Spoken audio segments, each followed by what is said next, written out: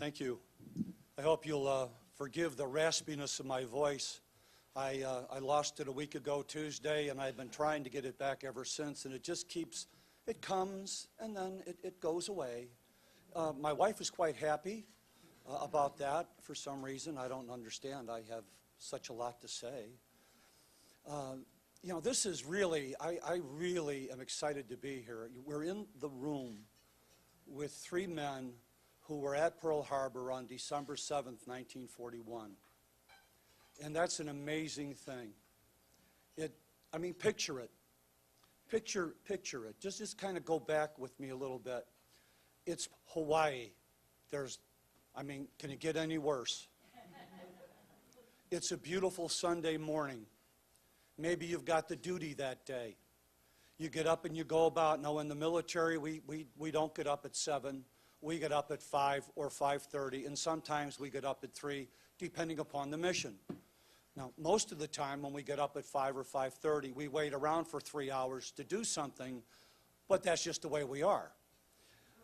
But imagine you get up in the morning and you're going about your duty. Maybe you're going to church. Maybe, as we may have all seen this picture of them playing baseball. Maybe you're out on pass. It's a beautiful Sunday morning. And you hear a little rumbling maybe. And you see some planes flying overhead, and you're thinking, the Army's doing its drill. At that time they had the Army Air Corps. And maybe the Army's doing some drill, and that's why I'm hearing these explosions. And you look at the markings on these planes, and you see a different marking than you've ever seen before. And suddenly you realize that these sirens, well, it's not a drill. It's real. You see the smoke starting to rise from Battleship Row. You see all of those nice planes that we lined up so nice and neat. They're all gone because they got strafed and they're all in burning. You see men and women running around trying to figure out what to do. And suddenly it hits you. Your life will never be the same again. You're in the middle, the start of the Great World War II. There will be many more battles, thousands upon thousands of men and women lost, defending their country, all changed within a few moments of time. We in the military live in a tradition. It goes back to our founding fathers. When we raise our right hand and swear to support and defend the Constitution of the United States, we swear to protect this country with our lives, our honor, and our sacred fortunes. We give up a lot of things to serve this country, just as these men and those men and women that served back in 1941 did. They had no idea what was going to happen when they served. I had a real good friend, Medal of Honor recipient from Southern Illinois, and he said, I got home one day during the Depression. I was 16 years old. He says, and my dad met me at the gate leading up to our little farm. And he said, my dad had packed a gunny sack full of food and some clothes. And he said, son, I can't feed you anymore. I've got to take care of your brothers and sisters. You're old enough to fend for yourself. And at 16, he went on the bum. He lived off of freight cars and hand to mouth. Finally ended up joining the Army, I think, in early 1941. The Great Depression created tremendous hardship on this country and on the men and women that lived during that time. They really knew what it was like to go to bed hungry. They really knew what it was like to go without. We talk about today about the hardships that we face. My dad who came out of the Depression, used to laugh. He says, you guys have no clue of what hardship is. You have no idea of hardship. But my generation does. But I'll tell you this, I think the Great Depression created a generation of hard men and women And because of that hardness, that ability to survive, the ability to go without, the ability to suffer through things, we were not defeated in World War II. We were led to victory.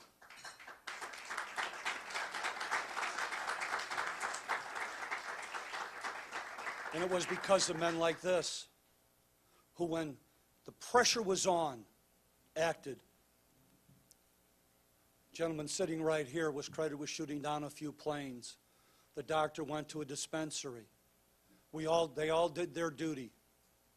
They all did what they were supposed to do, because that's how, in the military, we've been trained from the Revolutionary War all the way through World War II, Korea, Vietnam, and into the War on Terror. It is because of the military men and women that have been trained, that defend this country, that we're alive today. And we can never let this legacy that these men have given us pass by.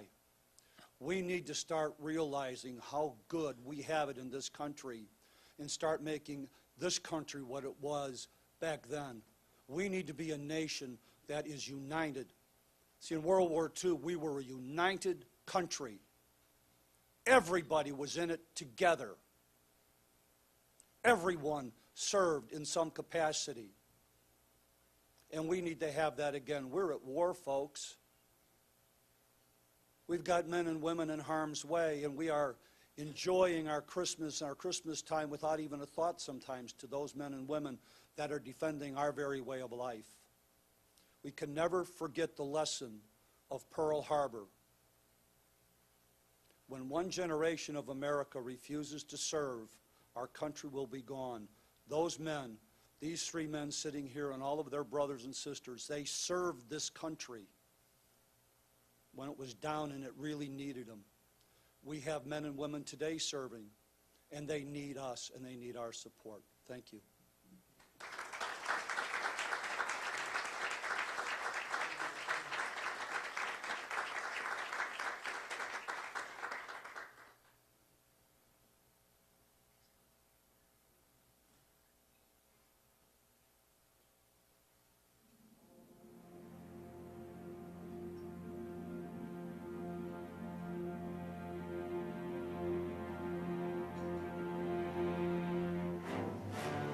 It was almost dawn. Aircraft engines sputtered, then roared. Aviators climbed into cockpits. 6 aircraft carriers turned into a stiff wind. In 20 minutes, 183 planes thundered off the decks and into the darkness. It was 6:15 a.m., December 7th, 1941. The first wave of the Japanese attack headed south. 50 minutes later, the second wave. 167 more planes jumped skyward into the morning light. The attack force was on the brink of achieving the improbable, surprise. The idea came from Admiral Isoroku Yamamoto. War between Japan and the United States seemed inevitable.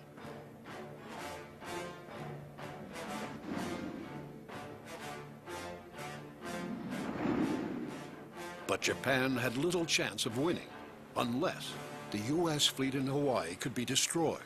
For a year, Yamamoto and his staff worked on a secret plan: knock out the fleet, cripple American air power, conquer the Southwest Pacific before the U.S. could recover. A huge task force had to sail undiscovered in radio silence for over 4,000 miles. 12 days.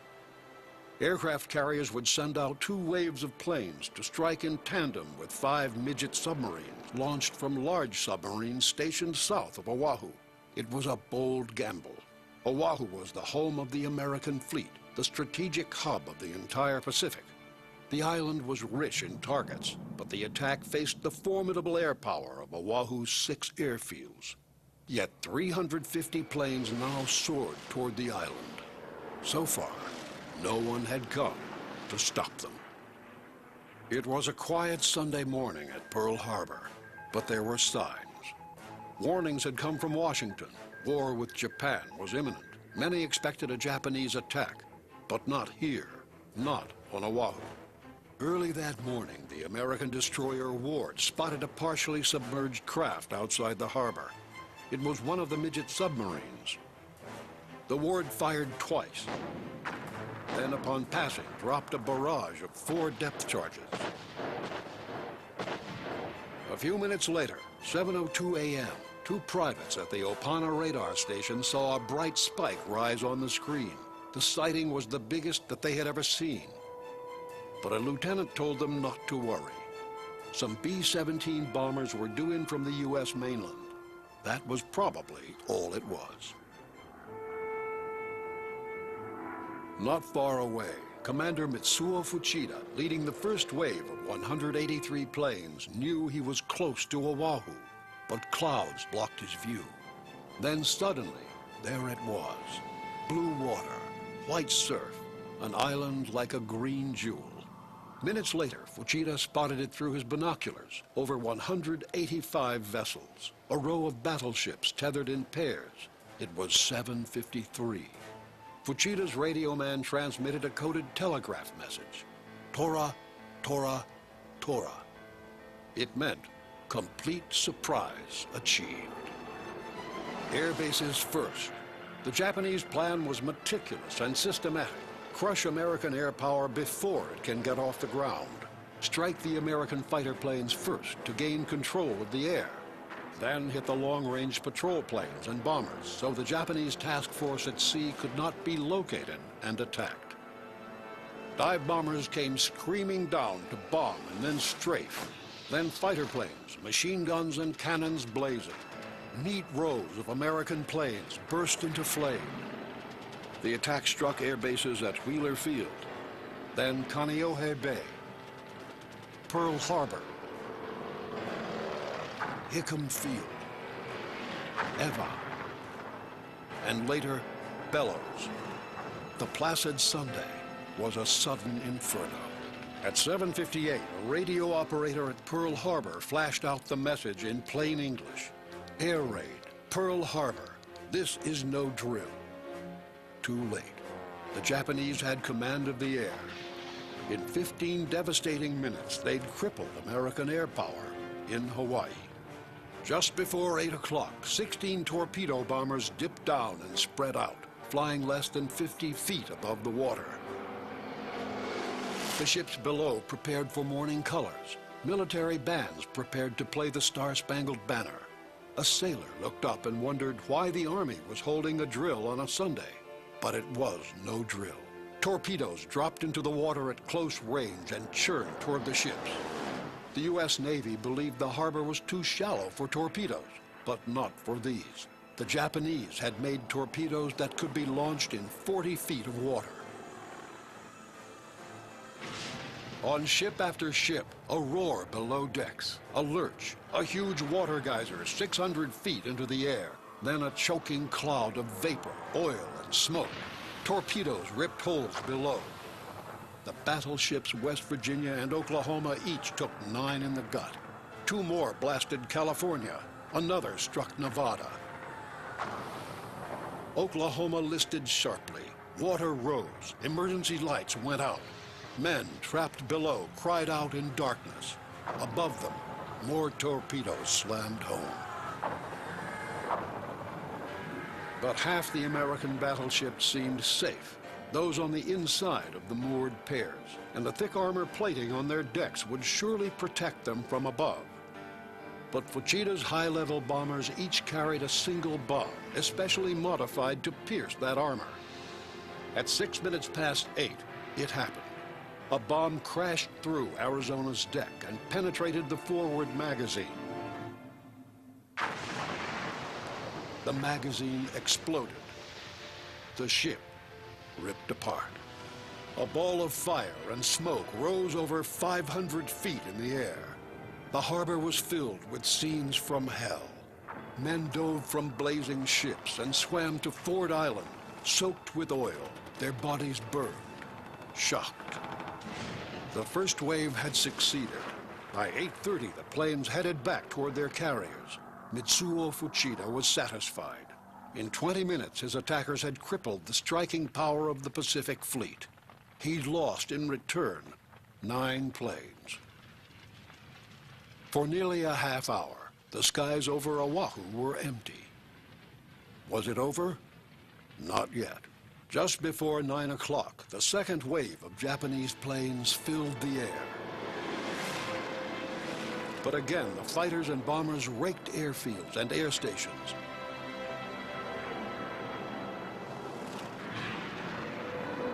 Bombs exploded on the ships at Pearl Harbor.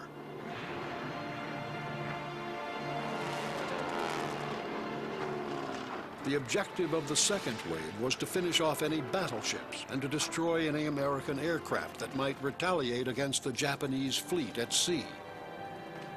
In the first wave, there'd been little time to fight back.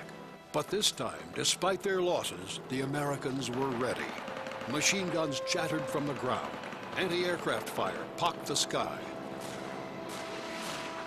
A few American pilots got fighter planes into the air. The dogfights began.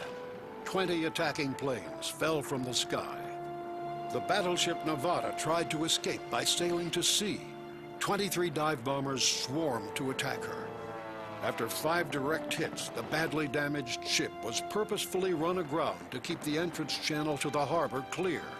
Fires ignited by a direct hit on the destroyer Shaw detonated the forward magazine, ripping her bow completely off. Finally, the planes wheeled and flew away. It was almost 10 a.m. After 2 short and very long hours, it was over. 21 American vessels were sunk or seriously damaged. 188 planes destroyed. By nightfall, 1,158 Americans were wounded, and 2,390 people were dead.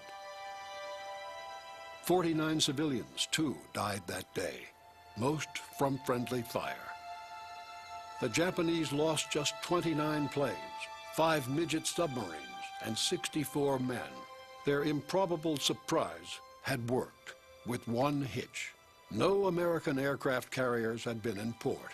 Pearl Harbor was not a knockout blow, but the bold Japanese attack had changed warfare forever. Naval air power, not battleships, would dominate the conflict to come. The next day, President Franklin D. Roosevelt addressed Congress. December 7th, 1941, a date which will live in infamy. As he spoke, the Arizona still burned. Desperate rescue workers still struggled to cut through to crew members trapped in the capsized Oklahoma. The last survivor was pulled out that same afternoon. 500 miles away, the Japanese task force was steaming home through a heavy mist. The crews were strangely quiet. The Pacific War had begun.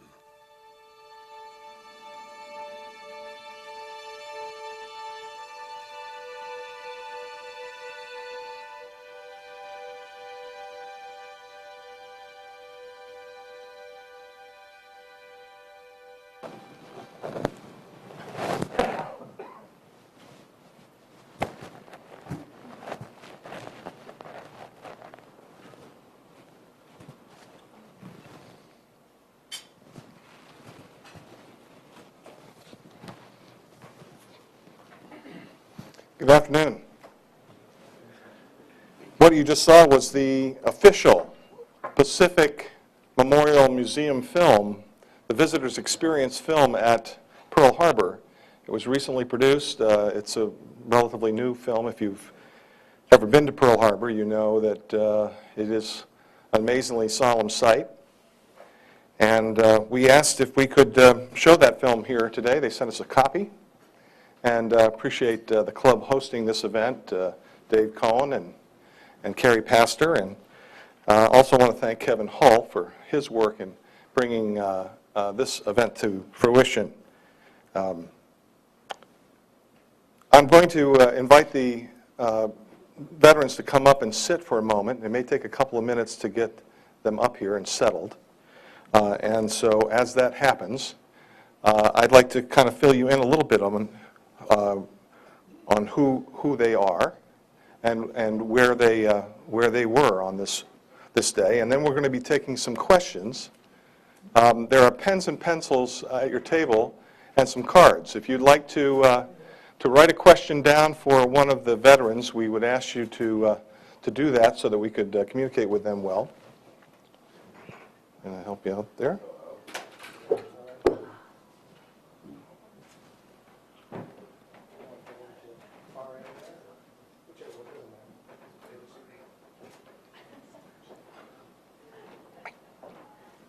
So the pencils and paper are on your table if you would like to ask any questions of the survivors today, and we'll try to facilitate that as best we can.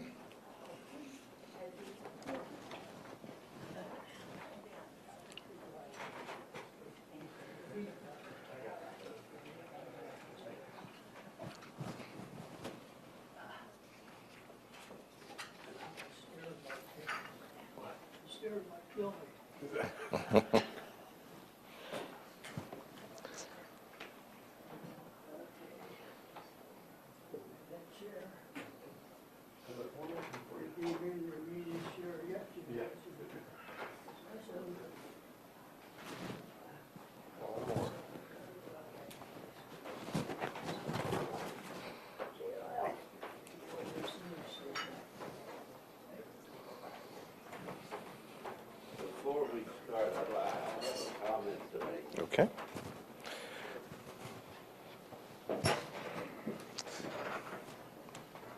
On behalf of the Pearl Harbor survivors, present and deceased, we want to thank the Union League and its association for the annual commemoration of the Day of Infamy. We also want to thank the leadership.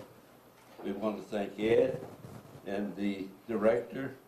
We are very honored to be here, and it's really, you should be commended that you have this on your agenda every year. Thank you very much. Thank you, sir.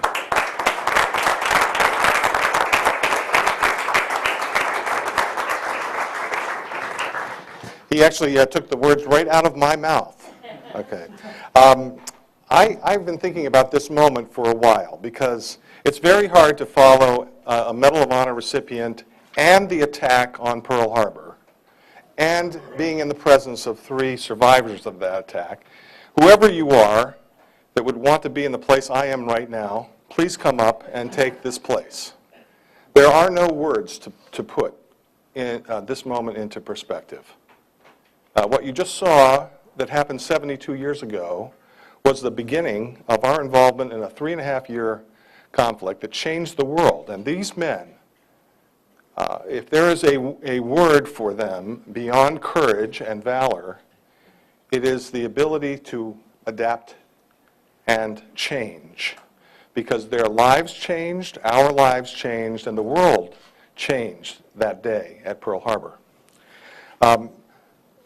Dave, can you just use the pointer for just a moment? It's right there. Is it? Oh, here it is. Okay, good.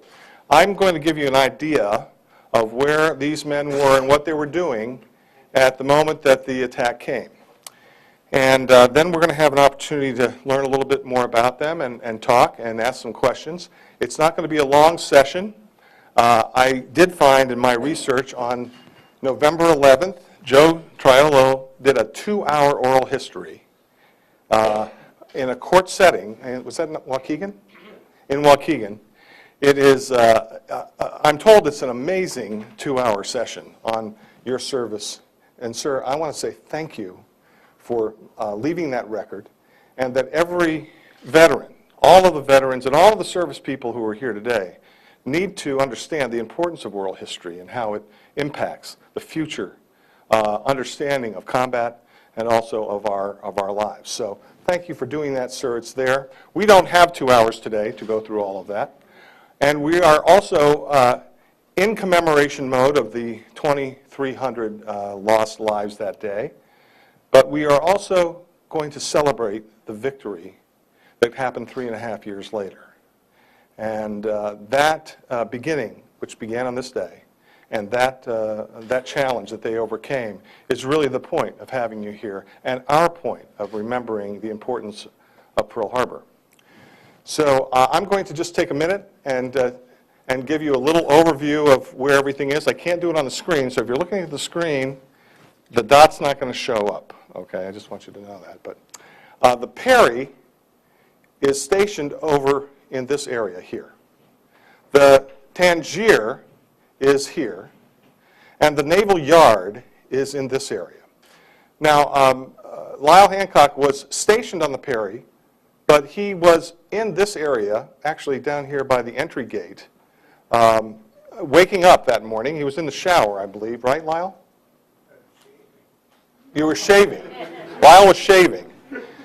And came to his window and saw what was happening here on Battleship Row and moved up into this area and took a station in the infirmary area. You were in the medical area, this dispensary. Let's see, I can't do all of these notes, but Jack Terrell, right here on my left, was, you were on the Perry, and you were attached to the Perry, but you were in this area. I'm sorry, I just completely messed this up. I can't believe I just messed this up. Jack was attached to the Perry, but was in this area and came over to serve as in a guard unit on the Pennsylvania. Is that correct? The second wave. The second wave. You were actually in the hull of the Pennsylvania, which is in dry dock, right in this area right here. Okay, so I don't know what happened. Okay, there we go. So we have Lyle and we have Jack in this area looking up to Battleship Row. And Joe is on the Tangier. He's in the hull of the Tangier. He's having breakfast. No, okay, well, we're going to find out what you were having. But he did come on board on deck when all of the action started happening, and he could see Japanese planes coming up and down this channel, and he actually manned a 50-millimeter gun and fired back, and the Tangier was credited with downing 3 planes at Pearl Harbor. Ladies and gentlemen, Joe Torrillo, Lyle Hancock, and Jack Terrell.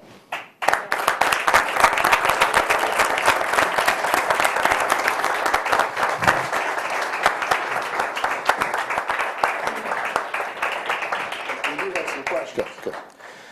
So we have a couple questions, gentlemen. I'm not going to ask you all to answer all of them, but I am going to ask you to make a little statement in advance first, and then I'll ask the questions for you afterwards. Is there something you'd like to just say now, sir? At age 93, I have developed a balance problem. So sitting down is my way to go. And I enlisted in the Navy in March 1940. Went aboard the Perry in June 1940. And November of 41, I was temporarily transferred to attend Naval Mine Warfare School in Pearl Harbor. I was quartered in the Navy Receiving Station, which overlooked Battleship Row and Naval Air Station Ford Island. So the devastation being heaped on those facilities. Prior to the second wave, I was put in a work detail to go aboard the USS Pennsylvania and 2 destroyers which were in dry dock at the time. All 3 ships were damaged. The destroyers were damaged more than the battleship, but they suffered damage. I would, this is my remembrance of Pearl Harbor. I'd just like to give recognition to some of my family. My wife, Mary, 65 years.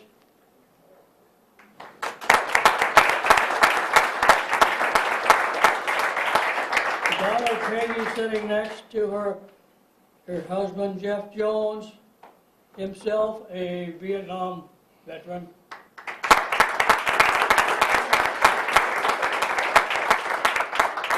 John O'Gordon, currently employed at Great Lakes Naval Training Station.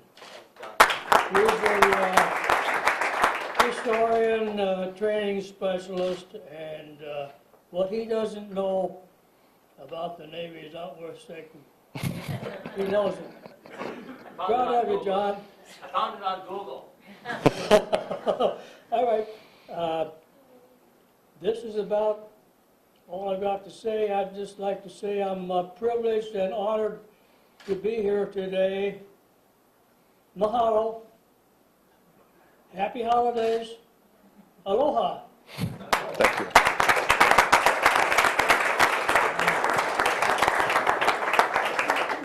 I'm going to hop over to Joe here for just a moment. Joe Trillo. Yes, I joined the Navy in 1937 in Charleston, West Virginia. I took the oath in Richmond, Virginia at the recruiting station. I underwent training at Norfolk, Virginia. And what I would like to say is this. If we expect peace to continue, and we expect to be protected in this country like we all should be, we'd better wise up and make sure that you maintain a strong Army, Navy, and a military of all branches.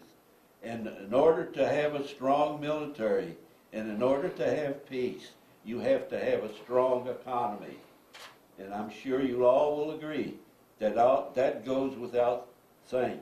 We don't have neither today. I was on the Tangier. I was on a 50 caliber machine gun, water cooled. When I got to my gun station, the ammunition boxes were closed. I couldn't open them. They were closed. So the gunner's mate finally came up. I says, you got to get the keys to these ready boxes. The boxes are closed. So he got the keys to the ready boxes, and he opened them up, and I got the machine gun going. I was firing on the plane that sunk the Utah. I could see that pilot in the cockpit very plainly, and I observed the roll of the Utah. As the ship rolled over, it almost rolled over instantly. As it rolled over, those men that got out of the hull and on the hull of the ship, they followed the turn of the ship until they went into the water, then they swam ashore. Now, I also observed a midget submarine off the starboard bow. The USS Monaghan sunk that sub right in the channel. Now, there were a lot of signs and signals that we should have been aware of. Just think, if we'd had all been at our gun stations, it would have been a different story. Because they only lost 7 planes going in, and they lost 20 some odd planes on the second wave. If we'd have just been at our gun stations, that's all we needed. We needed a little time. And at 6:30 that morning, the Ward also sunk a sub at the entrance to the harbor. And the harbor is 1 mile wide. We should have, and the report was made to the naval station, but no one heeded the report.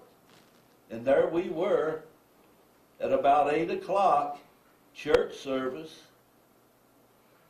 and the church pennant was flying from the yardarm, and the Japs came in, they had a field day. And how about the preparations of Pearl Harbor?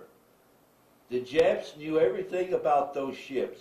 They knew more about my ship than I did. They knew what time I got up of a morning. They knew what time I was going to go to bed. They knew everything about me because the Japanese were thickly populated in Honolulu at that time. I'm not suggesting they were agents or anything like that. I'm suggesting they had an ample opportunity to know what the ships were doing in and out of Pearl Harbor. And another thing we should remember, they rehearsed this attack in isolated places in Japan over and over and over. And the pilots knew every ship in that harbor. They were really familiar with the fleet. And their objective was to demolish the fleet and have this country sue for peace. Of course, happily, that didn't happen. And another thing I often wondered, why did we have 9 battleships in a harbor, a land lake harbor? One way in, one way out. 1 mile at the entrance. Nowhere in naval history will you see ships nested together. The charts they show here, they have plenty of room up there, but they had the whole fleet in that harbor. It was a crowded harbor. Couldn't get around. Why were 9 battleships in that place? Why were they nested together? No watertight integrity. They were wide open. 3/4 of the crew was ashore. 1/3 of them were in their bunks. 1/3 going to church services. There's no opposition at all. But yet, we ignored all the signs that caused the attack. I know there's a lot of second guessing, but that's exactly the way I feel about what happened at Pearl Harbor. A lot of people were asleep. They should have been more alert. Starting that morning at 6:30 when the Antares sunk that sub. Thank you very much. Thank you, Joe. Thank you.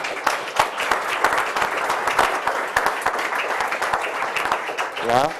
I'm going to give you the mic. Is that okay?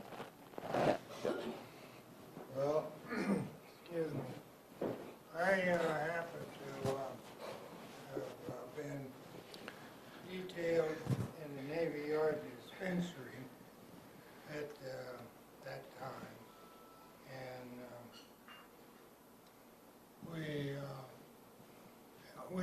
had a pretty good duty because we had the weekend off, and we had port and starboard liberty, but that didn't work so well, so they just opened up the gates and let us out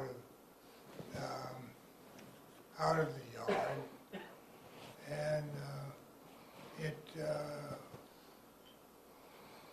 it was wide open. The integrity was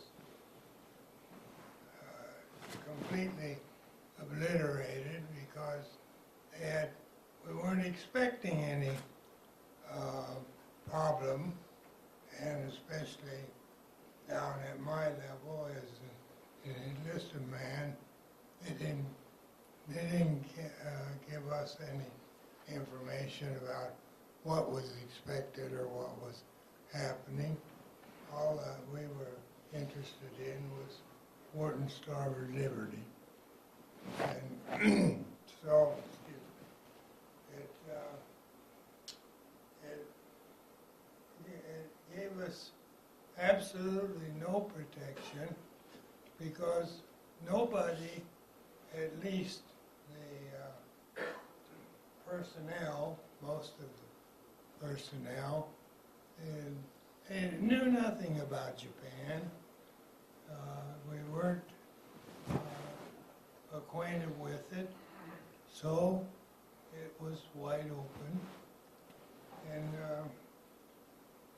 we found that all of a sudden, here we are uh, the bombs are dropping down, and a buddy of mine, we were both looking out this window, and of course they had each weekend they had a mock drill on the air base next door at Hickam Field. So we were just sitting there, and the attack came and went, and of course what was left was chaos. And so I figured, well, I'm supposed to go on duty that day, so I go in and take a shower. And I'm in the shower, and they passed the word for all hands to draw small arms. And I thought, my God, if these young kids had no more training than I did going through boot camp there, one of my own men would shoot me. And that's when I decided that I better get back up to the dispensary, which was, must have been about a mile or a mile and a quarter away. And so I got dressed, and oh yes, while we were standing there and watching this show, this one kid said they're sinking our ships. Well, what do they mean sinking our ships? Here's a big battleship or a battle wagon there. How are you going to sink that? It was happening. So we sort of collected our thoughts, and I figured, well, I better get up to the dispensary, because that's supposed to be my battle station, and whenever they have a drill or a mock drill or anything, why, you're supposed to report to your battle station. And I get down to the main deck, and I started running to get back up to my post there. And they just, nothing unusual dawned on me. And on the meantime, while we're standing there by my bunk, the bunk next to me, the young fellow said they're sinking not the Arizona, the Oklahoma. It's turning over. Well, here's a battleship, a battle wagon turning over. How ridiculous can you get? And so I go in to take a shower, and then they passed the word for all hands to draw small arms. And that's when I figured, well, I better get up where I'm supposed to be, because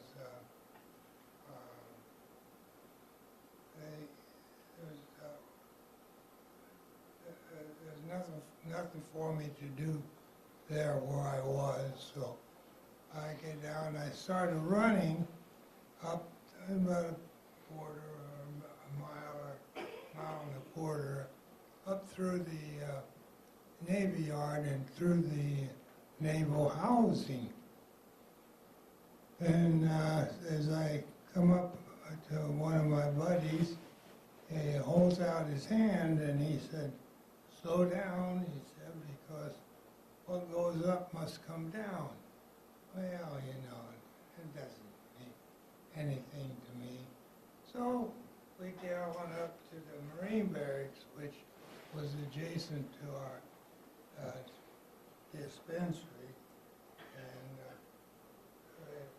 we came to this drill field there that was between this barracks that I was behind and the naval dispensary. So we wait there and watch the show, and we see these bombers coming over and they're dropping bombs. Somebody said they're dropping the bombs, and of course that was a ridiculous thought. They're dropping bombs on us down there doing nothing. And to this day, I don't know how I got across that open drill field because it just is not in my memory there. And I got over, and of course when I got in, walked into the dispensary, it's utter chaos. They're bringing them in by the truckloads from personnel that had either jumped off the ship or were blown off the ship, and they started to treat them. Well, by that time, the attack was over, and things were quieted down. But that night, we were, in the meantime, they'd painted over all the windows and the doors or any light locks so that no light could get through. And about 8 o'clock, I decided, well, I better go in and get a little rest because later on I might not get rest. I don't know what I was going to get rest from, but I was going to get rest. And so I finally fell asleep. And the next day, of course, then we realized that we had been bombed. And the personnel were running around not knowing what to do or where to go because nothing like this has ever happened to us. So it was chaotic, and by that time things had quieted down. So we got through the day, and that night I never knew it to get so black at night as it did that one there. Of course, the only place we could go was outside the door. You couldn't go anything away from the building because if you did, the Marines would shoot you. But they would shoot anything that moved, and so that kept us inside. And then on we sort of got things as it were, sort of quieted down. And Thank you, sir. Thank you very much.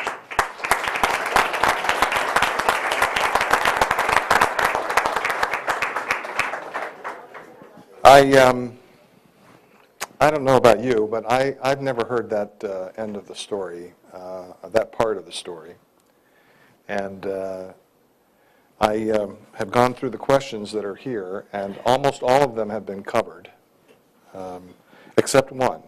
And I'd like to ask John if you'd give us your impression of this. We have distinguished leaders from the 50 Deuce here, and 2 Navy enlisted down from Great Lakes. What would you say to our young JRTC public school students as they prepare to take the next step in their lives?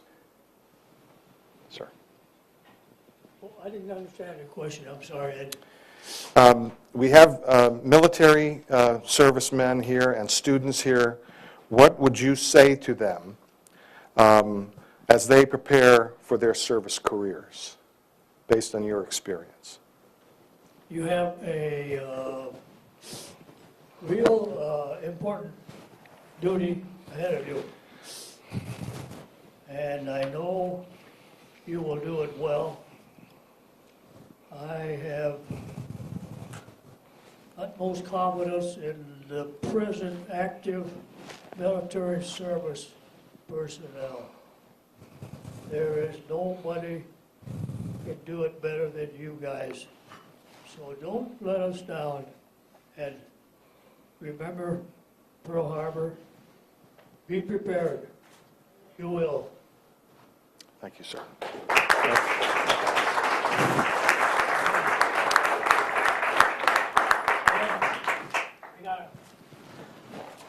I got to tell you this. I can't tell you people this.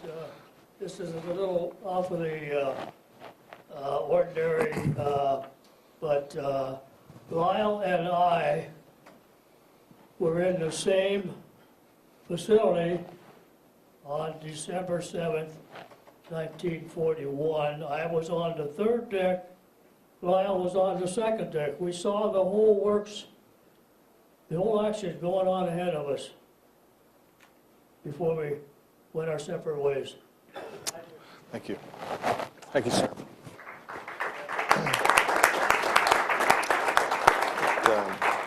We go to the next slide, Dave? Sure. It was 72 years ago, and there are some words that I was thinking about with respect to your service and to the service of everyone at Pearl Harbor in World War II, but also those current servicemen and women that were with us today. I mentioned change and the ability to adapt, but resilience and courage, gentlemen. You are incredibly courageous veterans, and I think the group that's here today would pledge to you that we will never forget what you did on that day and what happened and how the world changed. And we put up a picture of the memorial over the Arizona. I did a little research on it. It was dedicated in 1962, for those of you who don't know, and Alfred Prius was the designer. But Prius noted of this memorial, wherein the structure sags in the center, but stands strong at the ends, expresses initial defeat and ultimate victory. The overall effect is one of serenity. Overtones of sadness have been omitted to prevent the individual to contemplate his own personal responses, his innermost feelings. Gentlemen, we don't know what your innermost feelings could possibly be. We have no possible way to identify with that. But you've helped us today to understand a lot more about this event, and we so much appreciate you being here with us today. Thank you.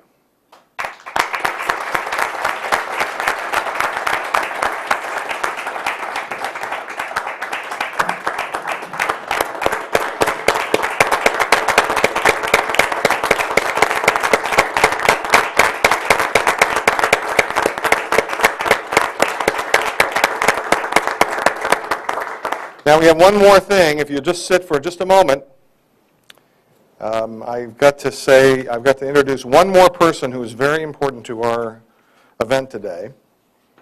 If you can go to that next slide. Now, this is the other side of the war. Judy Brubaker was a WAC, a Women's Army Corps member who enlisted in World War II in the 2nd Air Force after her brother, who was training as a fight pilot, crashed and died. She was about to go overseas to sing with the Army bands, but had dependency discharge to take care of her mother, who was seriously ill. Although she was a private, she was treated very well. She worked the war bonds effort. There's another picture of her here in her uniform of the day. She went on to Hollywood to make films, and in 1947 was awarded the Victory Medal by none other than Darryl F. Zanuck, the head of 20th Century Fox, and her films were seen in Fox Movietone reels all over the world. The reason that we're bringing Judy Brubaker up here is twofold. One is to put another bookend to this event, which is that at the end of this 3.5-year war, we were victorious. And also to note that the service of women in World War II was extremely important.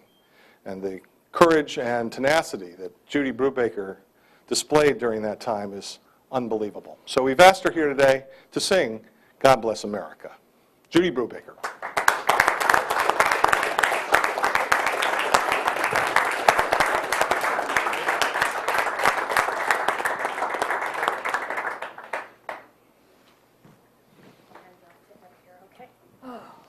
Okay, you got me now. Promise? Yeah. Careful, my wife's in the room. Yes, I know. I'm sitting next to her, and it's Yeah, okay. okay. She's safe. Okay, I'm going to hold you on this side. Can you? There's one, One. and there's two. Okay. Oh, Ah, and you're here with these great men. And here's your microphone, madam. Judy Brubaker. Would you all stand for it, many please? years ago, the great Kay Smith sang this song every Sunday, and I don't have a voice like Kay Smith, but I try. Okay, here we go. You notice I'm taking center stage here? You always do. Oh, thank you, darling. Okay. God bless America, land that I love. Stand beside her and guide her through the night with a light from above. From the mountains to the prairies, to the oceans white with foam. God bless America, my home, sweet home. From the Mountains to the prairies, to the oceans, white with foam.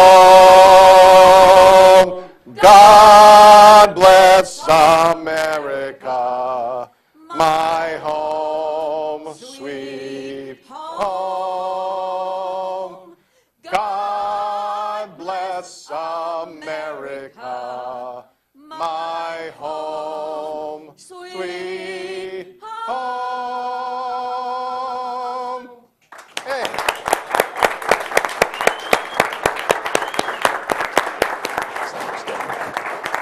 Stay there.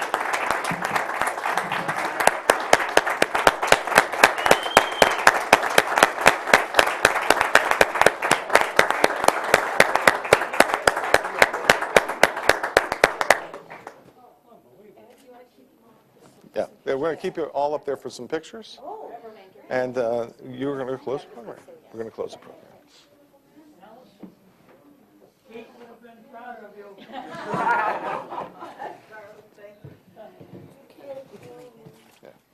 Well, I just want to say, I hope everyone was as moved today as I was. It was just wonderful to be in this room and to end it with this beautiful song. I think it pulls it all together for all of us, and I think our time together, I'm going to adjourn, but I hope that the memory of this lives on with all of you. And just to say again, God bless America. Thank you.